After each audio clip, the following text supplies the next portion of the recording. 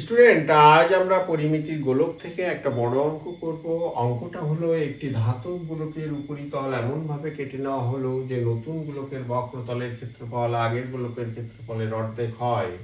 কেটে নেওয়া অংশের আয়তনের সঙ্গে অবশিষ্ট গোলকের আয়তনের অনুপাত কত? অঙ্কটা শুরু করা যাক। ধরি প্রথম যে গোলক সেটাকে আমরা আগের গোলক হিসাবে লিখছি। ধরি আগের গোলকের ব্যাসার্ধ ক্যাপিটাল আর একক, এবং কেটে নেওয়ার পর যে অংশটা গোলক হিসাবে আমরা পাচ্ছি সেটাকে আমরা নতুন গোলক হিসাবে চিহ্নিত করব। নতুন গোলকের ব্যাসার্ধ স্মল আর একক। এবার প্রশ্নে বক্রতলের ক্ষেত্রফলের যে শর্ত দেওয়া আছে তার সাহায্যে আমরা এই ক্যাপিটাল আর এককে স্মল আর এককে রূপান্তরিত করব। তাহলে প্রশ্নের শর্ত অনুসারে লেখা হচ্ছে, প্রশ্নের শর্তানুসারে কি হচ্ছে, 4 পাই ক্যাপিটাল আর স্কোয়ার এর অর্ধেক equal to 4 pi small R square, অর্থাৎ নতুন গোলকের বক্রতলের ক্ষেত্রফল। এখান থেকে আমরা ক্যাপিটাল আর কে স্মল আর এর সাহায্যে প্রকাশ করব। সেটা কিভাবে করব? উভয় পক্ষকে 4 পাই দিয়ে যদি আমি ভাগ করি তাহলে হচ্ছে capital R square by 2 equal to small R square. এবার উভয় পক্ষকে বর্গমূল করলে হচ্ছে capital R by 2 equal to small R. অতএব ক্যাপিটাল আর ইকুয়াল টু, এখানে √2 হবে বর্গমূল করার পরে, capital R equal to √2 small আর।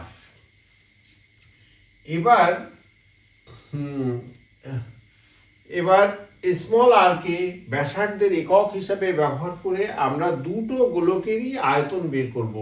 কেন এটা করব? যেরকম যখন আমাদের দুটো রাশির একক ভিন্ন ভিন্ন এককে দেওয়া থাকে, তাকে যদি অনুপাতে প্রকাশ করতে হয় তাহলে আমাকে রাশির এককগুলো একই রকম করে নিতে হয়। সেটাকে আমরা একটা উদাহরণের সাহায্যে বোঝার চেষ্টা করি। যেরকম 1 মাস 10 দিন একটা রাশি, আর একটা রাশি 20 দিন। এই দুটো রাশিকে সরল অনুপাতে প্রকাশ করতে বলা হয়েছে। তাহলে এখানে দু রকম একক আছে, মাস এবং দিন। তাহলে সমজাতীয় এককে প্রকাশ করতে গেলে এটাকে দিনে প্রকাশ করতে হবে। 1 মাস 10 দিন অর্থাৎ আমরা 40 দিন লিখি। 1 মাসে 30 দিন, তার সঙ্গে 10 দিন যোগ 40 দিন, আর 20 দিন। এবার সমজাতীয় একক হলো। এবার সরল অনুপাতে প্রকাশ করা খুবই সহজ হয়, কারণ একই রকম অনুপাত, একই রকম একক আছে, সেটা বাদ গেল এবং সংখ্যা দুটো 40 এবং 20, এবং দুটোকেই যদি আমি এখন 20 দিয়ে ভাগ করি তাহলে অনুপাতটা আমি পাই 2:1। সেরকম ব্যাপার, আমাকে দুটো গোলকের আয়তন বের করতে হবে। সেখানে একটার ব্যাসার্ধ ক্যাপিটাল আর একক এবং আর একটার ব্যাসার্ধ স্মল আর একক। সেই জন্য আমি ক্যাপিটাল আর এককে স্মল আর এককে প্রকাশিত করলাম, এবং এই এককটা ব্যবহার করে আমি দুটো গোলকেরই আয়তন বের করব। যেহেতু আমাকে অনুপাত বের করতে হবে লাস্ট অফ অল, সেই জন্য আমি এই একক অর্থাৎ ব্যাসার্ধের স্মল আর একক ব্যবহার করে দুটো গোলকেরই আয়তন বের করব। সেই কাজটা আমি করার চেষ্টা করছি। আগের গোলকের আয়তন, আগের গোলকের আয়তন। আয়তনের একক আমরা সকলেই জানি 4/3 পাই, তারপরে ব্যাসার্ধের ঘন এখানে লিখতে হয়, অর্থাৎ ক্যাপিটাল আর কিউব। এবার আমাকে 4/3 পাই এই ক্যাপিটাল আর কে আমি অমিট করে স্মল আর এককে লিখবো, অর্থাৎ ওর পরিবর্তে আমাকে লিখতে হবে √2 স্মল আর এর ঘন, অর্থাৎ 4/3 পাই এটাকে ঘন করলে হয় 2√2 স্মল আর কিউব, আর এগুলো সব ঘন একক লিখতে হবে, ঘন একক। এবার আমরা নতুন গোলকের আয়তন লিখব। সেটার ব্যাসার্ধ স্মল আর এককই ছিল, সুতরাং সেটা লেখা খুবই সহজ, বের করা খুবই সহজ। নতুন গোলকের আয়তন 4/3 পাই স্মল আর কিউব। এবার আমাকে কেটে নেওয়া অংশটা বের করতে হবে, কারণ কেটে নেওয়া অংশের সঙ্গে নতুন গোলকের আয়তনের অনুপাতটা বের করতে হবে। এবার আগের গোলকের আয়তন থেকে আমি যদি নতুন গোলকের আয়তন মাইনাস করি, তাহলে আমি কেটে নেওয়া অংশের আয়তনটা পেয়ে যাব। অতএব কেটে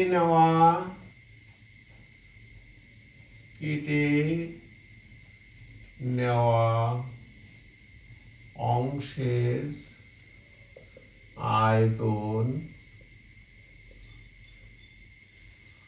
আগের গোলকের আয়তন এইটা 4/3 পাই 2√2 স্মল আর একক।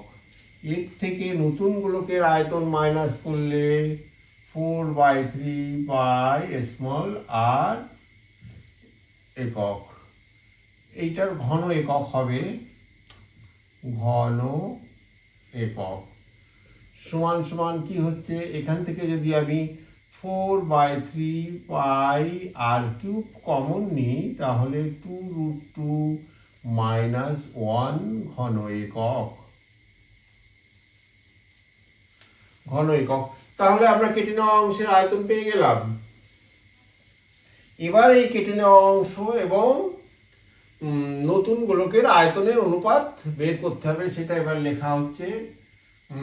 এখন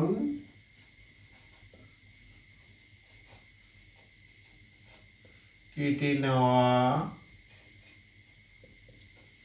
অংশ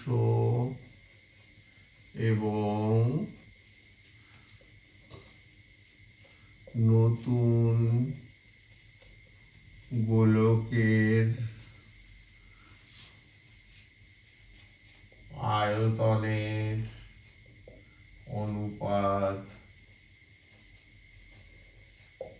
কেটে নেওয়া অংশের আয়তন হলো এটা 4/3 পাই আর কিউব 2√2 মাইনাস 1 নতুন গোলকের আয়তন এটা 4/3 পাই আর কিউব। আর দুটোতেই একক ঘন একক আছে, সেই জন্য আমি অনুপাতের উভয় পক্ষকে একক কমিট করে দিয়েছি। এবার দুটোকেই 4/3 পাই স্মল আর কিউব আছে, সুতরাং ওটা দিয়ে ভাগ করলে অনুপাতটার সরল অনুপাত দাঁড়ায় 2√2 মাইনাস 1:1। এটাই answer student, thank you. Short প্রশ্নের সহজ সমাধানের জন্য Facebook page math in mind follow করুন।